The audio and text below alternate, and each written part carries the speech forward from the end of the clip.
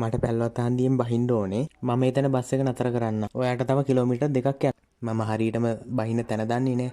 Bus එක එතන නතර කරන්න අමතක කරන්න එපා. තැන ලඟ වෙනකොට මම ඔයාට මතක් කරන්නම්. දැන් හරි ඊළඟ බස් වලටකින් බහින්න. පනින්න එපා. බස් එක නවත්තනකන් ඉන්න. සෝරි මම කලබලෙන් හිටියේ. ඔයා හදිස්සියෙන් ඉන්න ඇති. ඔයා පනින්නකොට වැටලා තුවාල වුණා නම් පෙරමල කරදරේ. මට තේරෙනවා මගේ වැරද්ද. ඒකනේ ඔයාට මොනා හරි වුණා නම් අනිවාර්යයෙන්ම වැරද්ද පැටවෙන්නේ අපේ ඇඟට. එතකොට අපිට කූඩු වෙලා ගින්න වෙයි. ඉතින් මම ওই ගෙනාවේ කතාවේ තියෙන කොටස් ටික වාක්‍ය ටික. ওই ටික ඔයාට කොහොම මුලින් ඉඳලා අකුරක් නැර මම වචනේ කියලා දෙනවා. වීඩියෝ එක ඉවර වෙනකම්ම බලන්න. ඔයා තාමත් මගේ channel එකට අලුත් කෙනෙක් නම් ඔයා තාමත් මාව subscribe කරලා නැත්නම් පහළ දෙන subscribe button එක click කරලා subscribe කරන්න. ඒ වගේම ඔයාගේ යාළුවොන් අතර share කරන්න. මම Priyankara chat box YouTube channel එකේ උමේෂ් ප්‍රියංකර. මට පැල්ලවත් හන්දියෙන් බහින්න ඕනේ. I need to get off from the Pelwata junction. I need මට ඕනේ. Get off වාහනකින් බහිනවා. Get off. Get down කියලා කියන්න පුළුවන්. Get down කියලා කියන්න පුළුවන්. From the Pelwata junction. ඒ කියන්නේ පැල්ලවත හන්දියෙන්. From the බුරුත junction. බුරුත හන්දියෙන්. From the Matara junction. දැන් ඔයාට මේ වගේ දැන් මම කියලා දුන්නා වගේ ගොඩක් ආදේශ කරලා කියන්න පුළුවන්. ඒක හරි ලේසි. එහෙම කියලා ඔයා පොඩ්ඩක් ඉගෙන ගන්න බලන්නකෝ. ඉක්මනට පාඩම් කරගන්න පුළුවන්. දැන් බස් එකේ ඩ්‍රයිවර් මහත්තයා කියනවා මම එතන බස් එක නතර කරන්නම්. I will stop the bus there. I will stop the bus there. I will stop කියලා කියන්නේ නවත්තන්නම්. මම නවත්තන්නම්. I will go මම යන්නම්. I will come මම එන්නම්. I will do මම කරන්නම්. the bus කියලා කියන්නේ බස් එක. මෙතන ද යෙදිලා තියෙන දැන් ඔය යන බස් එක තියෙනවනේ. එයා යන බස් එක. එයා ඊ බස් එක ඇතුලේ ඉන්නේ. ඒකයි මේ නිශ්චිත නිසා තමයි the bus කියලා යොදලා තියෙන්නේ. ඩ්‍රයිවර් කියනවා මම එතන බස් එක නවත්තන්නම්. ඔයාට තව කිලෝමීටර් දෙකක් යන්න වෙනවා. You will have to travel another 2 kilometers. You will have to travel another 2 kilometers. You will have to travel. ඔයාට යන්න සිද්ධ වෙනවා. You will have to go. ඔයාට ඒත් යන්න සිද්ධ වෙනවා. හැබැයි වාහනයක නෙමෙයි. පයින් හරි වෙන ක්‍රමයකින්. You will have to come. ඔයාට එන්න සිද්ධ වෙනවා. You will have to do. ඔයාට ඒක කරන්න සිද්ධ වෙනවා. another කියන්නේ තව 2 kilometers. කිලෝමීටර් දෙකක්. ඔයාට තව ඇඩ් කරන්න පුළුවන්. ඇඩ් කරනවා නම් 3 kilometers. කිලෝමීටර් 3ක්. 4 kilometers. කිලෝමීටර් 4ක්. 5 kilometers. කිලෝමීටර් 5ක්. ඒ විදිහට ඇඩ් කරලා ඔයාගේ ප්‍රමාණයට ඔයාට හදා ගන්න පුළුවන්. බස් එකේ පැසෙන්ජර් එහෙම නැත්නම් මගියා වෙච්ච අනිත් කෙනා කියනවා මම බහින තැන හරියටම දන්නේ නැහැ. I don't know the place exactly. I don't know මම දන්නේ නැහැ. I don't take මම ගන්නෙ නැහැ. I don't bring මම ගේන්නේ නැහැ. I don't know මම දන්නේ නැහැ. The place ස්ථානය තැන. Exactly කියන එකේ තේරුම තමයි හරියටම. ඔකට properly කියලා දාන්නත් පුළුවන්. properly කියන්නේ හරියටම. දැන් මෙයාට බයයි තැන වැරදුනොත් දැන් සමහරට කිලෝමීටර් 2ක් වුණාට කිලෝමීටර් 3 4 5ක් ගිහලා නවත්තන්න උනොත් ඩ්‍රයිවර්ට අමතක වෙලා එහෙම වුණොත් එයා ආයෙත් වෙන වාහනයක නැගලා ඉන්න එපා. ඒක නිසා මෙයා කියනවා මම තැන හරියටම දන්නේ නැහැ. ඒ නිසා මේ අමතක කරන්නේ නැතුව නවත්තන්න. Don't forget to stop the bus there. Don't forget අමතක කරන්න එපා. Don't forget to stop. අමතක කරන්න එපා නවත්තන්න. Don't forget me. මම අමතක කරන්න එපා. හරි. තැන ලඟ වෙනකොට මම ඔයාට මතක් කරන්නම්. Right. I will remind you when the place nearing. ඩ්‍රයිවර්ට හරි කොන්තුස්තර මහත්තයාට හරි ඔය කතාව කිව්වට පස්සේ අනිවාර්යයෙන්ම ඔහොම කියනවනේ. හරි.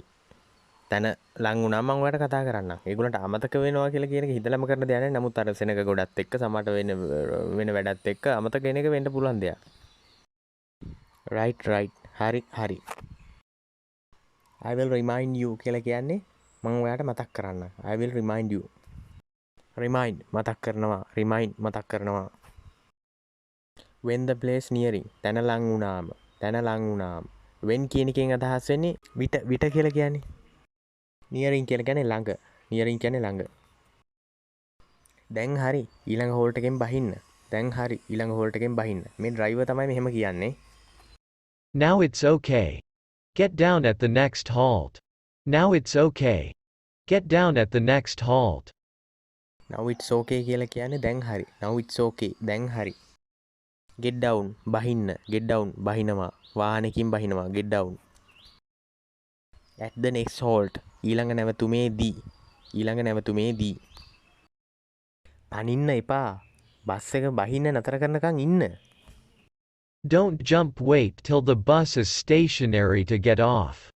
කරන වැරද්ද මෙයක් කරන්න හදන්නේ. කොහොමටත් බස් එක නවත්තනකන් ඉන්නව ඇරෙන්න අපි බොරුවට බස් එකෙන් පනින්න අවශ්‍යතාවයක් නැහැනේ. බස් එක කොහොමත් නවත්තනවනේ. don't jump පනින්න එපා. don't jump. wait ඉන්න. wait බලන් ඉන්න. till the bus is stationary. මෙතන කියන්නේ බස් එක නවත්තන තුරු කියන එක. බස් එක නැවතුණා කියලා හරියටම තහවුරු වෙනකන් ඉන්න කියන එක තමයි මෙතන කියන්නේ. to get off බහින්නට. to get off බහින්නට. ඊට පස්සේ මග්ගයා කියනවා sorry මම කලබලෙන් හිටියේ. sorry මම කලබලෙන් හිටියේ. I am sorry. I am in a hurry. I am sorry. I am in a hurry. මට සමා වෙන්න. I am sorry. මට සමා වෙන්න. I am sorry. මෙතන ඉන්න හරි කියලා කියන්නේ හදිස්සියක. ඉන්න හරි. හදිස්සියක. I am ඉන්න හරි. මම ඉන්නේ හදිස්සියක. you are ඉන්න හරි. ඔයා ඉන්නේ හදිස්සියක. he is ඉන්න හරි. ඔහු ඉන්නේ හදිස්සියක. ඔයා හදිස්සියක ඉන්න ඇති. ඔයා හදිස්සියක ඉන්න ඇති. Maybe that you were in a hurry. Maybe that you were in a hurry. maybe වෙන්න ඇති. be කියලා කියන්නේ ඉන්නවා තියනවා වෙනවා එකකින් වෙනවා කියන කොටස ගත්තා. maybe වෙන්න ඇති. මෙතන ආ කියන උපකාර ක්‍රියාව දාන්න නැතුව ව කියන උපකාර ක්‍රියාව දාලා තියෙන්නේ අතීතේ සිද්ධ වෙච්ච දෙයක් නිසා. නමුත් විනාඩියක් හරි දෙකක් වුණත් අතීතේනේ. ඒකයි හිම දාලා තියෙන්නේ. ඒත් ඔයා පනිනකොට වැටිලා තුවාල වුණා නම් ඒත් ඔයා පනිනකොට වැටිලා තුවාල වුණා නම් When you jump, if you would fall down and get injured. When you jump, if you would fall down and get injured.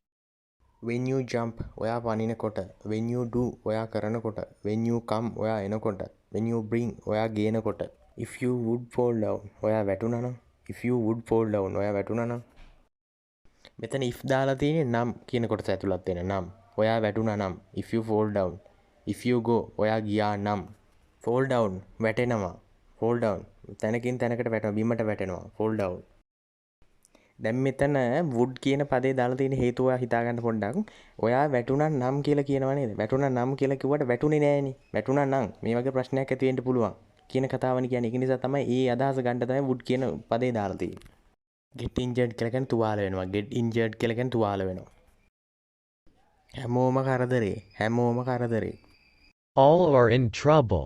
All are in trouble. in trouble කරදරේ in trouble all හැමෝම අද 100ට බොහොම සුළු පිටසක් තමයි තමන්ගේ වැරද්ද පිළිගන්නේ. ඉතින් මෙයා පිළිගන්නවා මට තේරෙනවා මගේ වැරද්ද. I understand my mistake. I understand my mistake. I understand මට තේරෙනවා. I understand මට තේරෙනවා. my mistake මගේ වැරද්ද. mistake වැරද්ද. ඒක තමයි ඔයාට මොන හරි වුණා නම් එහෙම. ඒක තමයි ඔයාට මොන හරි වුණා නම් එහෙම.